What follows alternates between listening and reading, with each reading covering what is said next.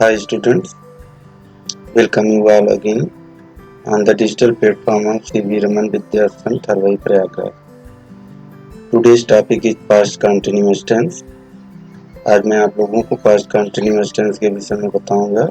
जैसे कि मैं पीछे भी डिस्कस करता आ रहा हूँ। पहले मैंने प्रेजेंट इंडेफिनिट डिस्कस किया, फिर उसके बाद आपको present continuous, present perfect continuous discuss करने के बाद फिर आप लोगों को मैंने पास्ट इंडेफिनिट टेंस बताया और आज हम आपको पास्ट कंटिन्यूअस टेंस के विषय में बताने वाले हैं। वीडियो स्टार्ट करने से पहले आप लोगों से एक रिक्वेस्ट है कि आप चैनल को लाइक और सब्सक्राइब जरूर कर लें, जिससे कि अगर आपको नई वीडियो अपलोड होती है तो आपको तुरंत उसका नोटिफिकेशन मिल सके। तो let's start now. Okay, past continuous tense, इसकी पहचान क्या होती है? रहा था, रही थे, रहे थे।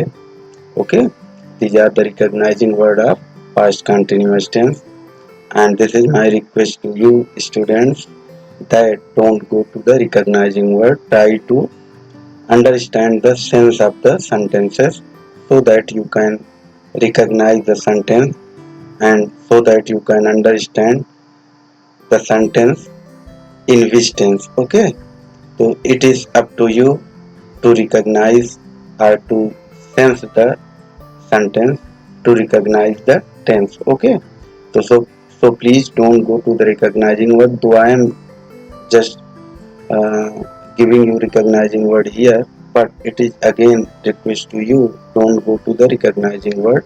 Try to understand the sense of the sentence and from that try to translate from that. Okay, so like previous tenses,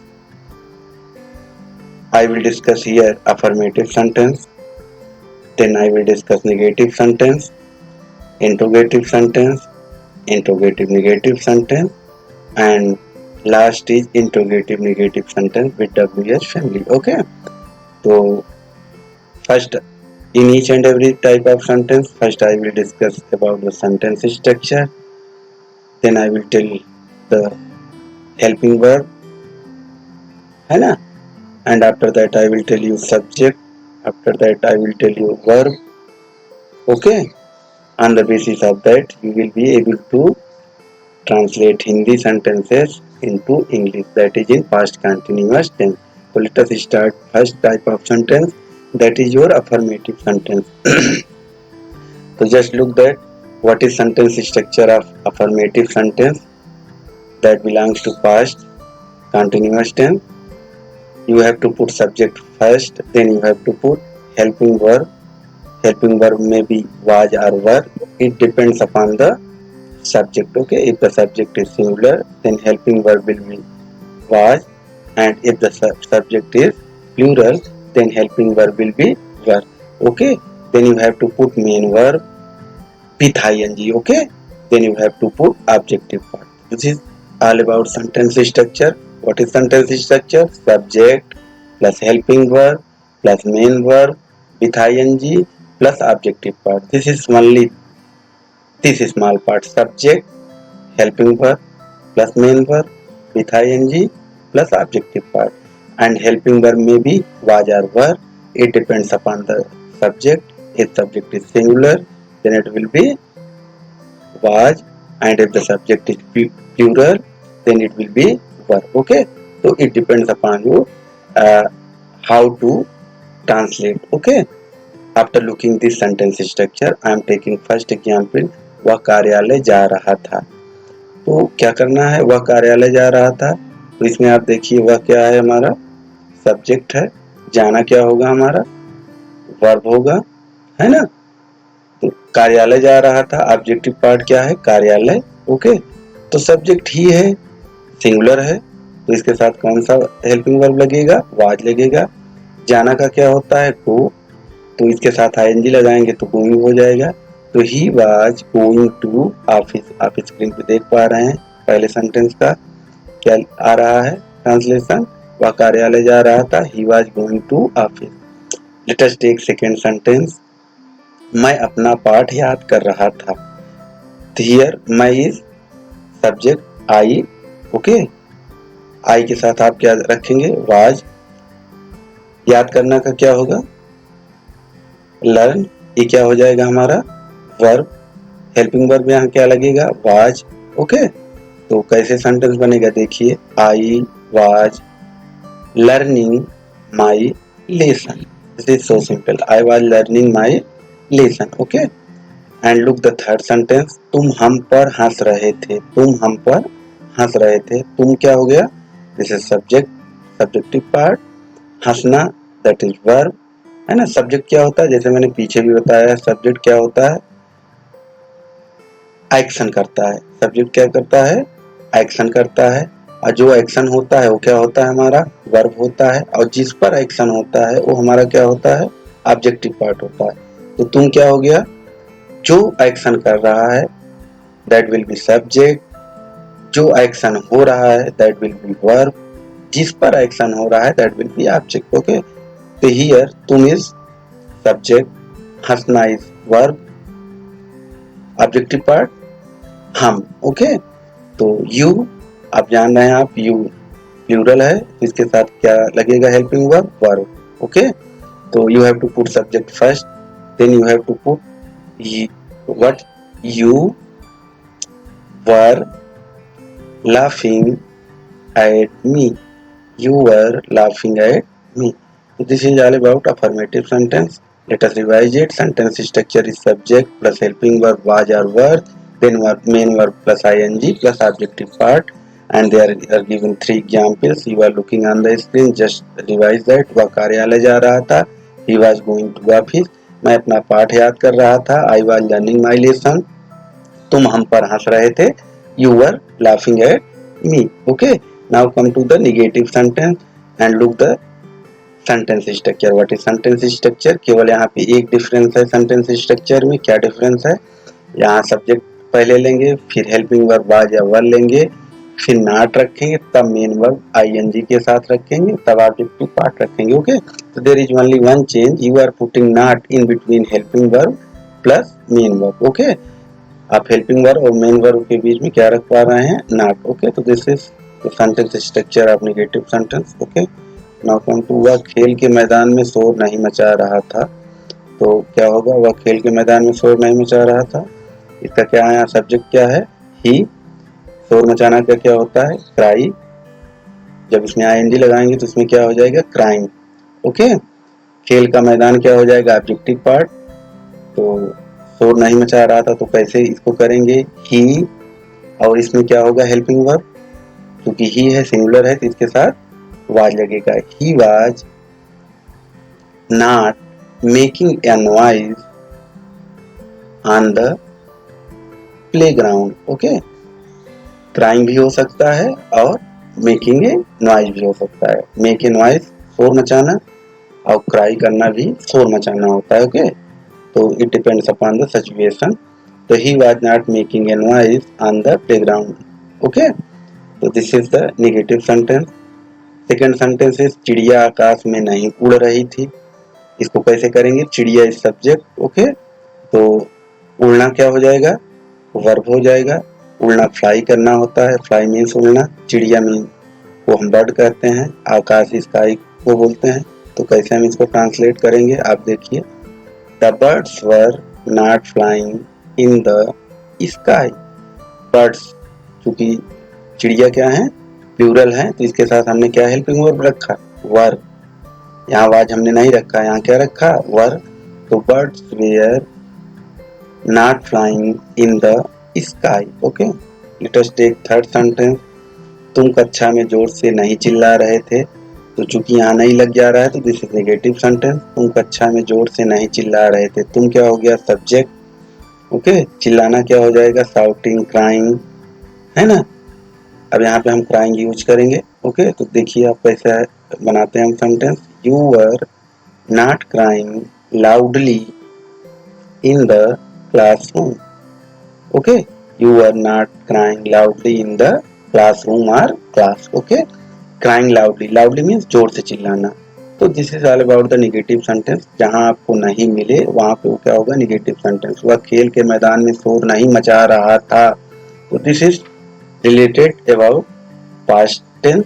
and when there is रहा रही रहे तो this will be past continuous tense। वह खेल के मैदान में शोर नहीं मचा रहा था, चिड़िया आकाश में नहीं उड़ रही थी, तुम कक्षा में जोर से नहीं चिल्ला रहे थे, मैं गा नहीं रहा था, मैं हंस नहीं रहा था, मैं पढ़ नहीं रहा था। These are the negative sentences and you have to make the negative sentence like this, okay, according to the sentence structure: subject plus helping verb, was or were, then you have to put not in between main verb plus ing, then you have to put objective part, okay.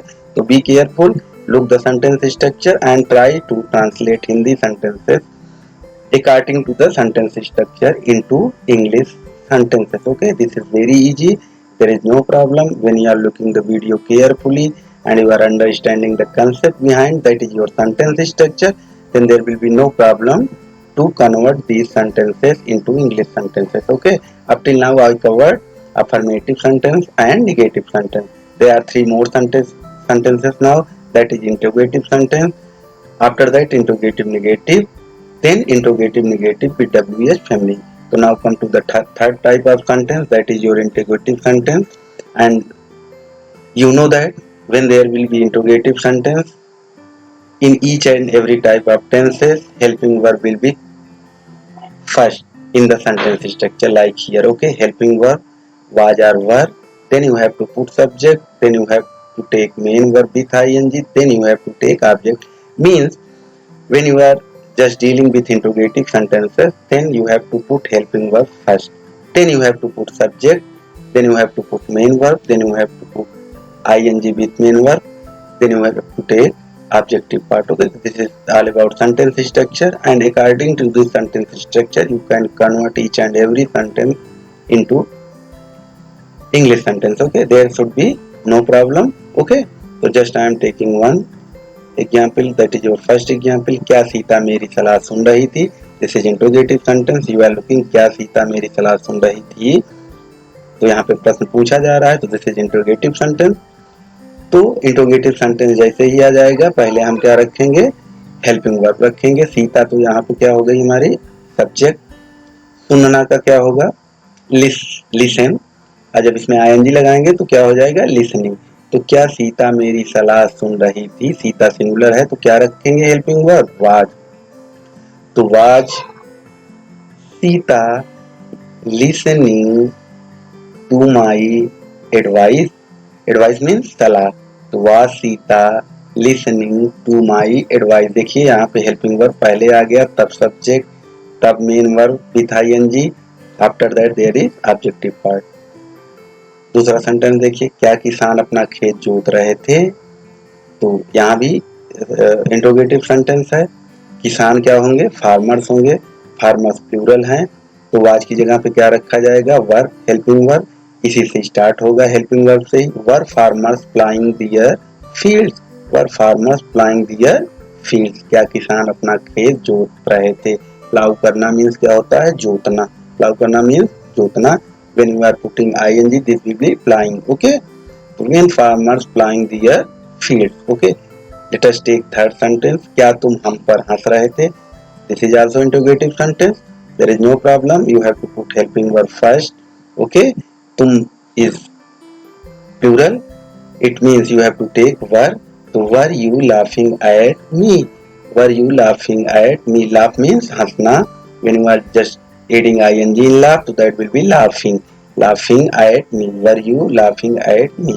So this is all about interrogative sentence. Just take care when in interrogative sentence will be there, you have to put or you have to start with helping verb, either was or were, it depends upon the subject, okay. If the subject is singular, then there will be used was, and if the subject is plural, you will use were, okay. Like Sita, so you are using was, farmers you are using were, and tum, that is plural, so you are using were, okay. So this is all about the interrogative sentence. Now come to the interrogative negative sentence, and like other type of sentences, we will first look the sentence structure. What is the sentence structure? Helping verb will be first, was or were, then you have to put subjective part, then you have to put not, then you have to put main verb with ing, then you have to take objective part. Okay, so just take care this helping verb, then subject, then not, then main verb with ing, then objective part. Okay, तो क्या राम मंदिर नहीं जा रहा था? क्या राम मंदिर नहीं जा रहा था? इंट्रोगेटिव सेंटेंस है, इंट्रोगेटिव निगेटिव सेंटेंस है, तो इसको कैसे कन्वर्ट करेंगे? पहले हेल्पिंग वर्ब लेंगे, हेल्पिंग वर्ब क्या लेंगे? वाज या वर लेंगे। किस पे डिपेंड करेगा? सब्जेक्ट पे। सब्जेक्ट क्या है? राम है, तो राम के साथ हम क्या यूज करेंगे? वाज। ओके, तो देखते हैं क्या होगा। वाज, फिर क्या लेंगे? सब्जेक्ट राम, है ना, वाज राम। जाना का क्या हो जाएगा? गो, इसके साथ आईएनजी लगाएंगे तो क्या हो जाएगा? Going. Was Ram not going to temple, was Ram not going to temple. देखिए, was Ram not going to temple. Okay, this is so easy. Okay, just take second sentence. क्या वे नाच नहीं देख रहे थे? वे क्या हो जाएगा? दे। This is plural.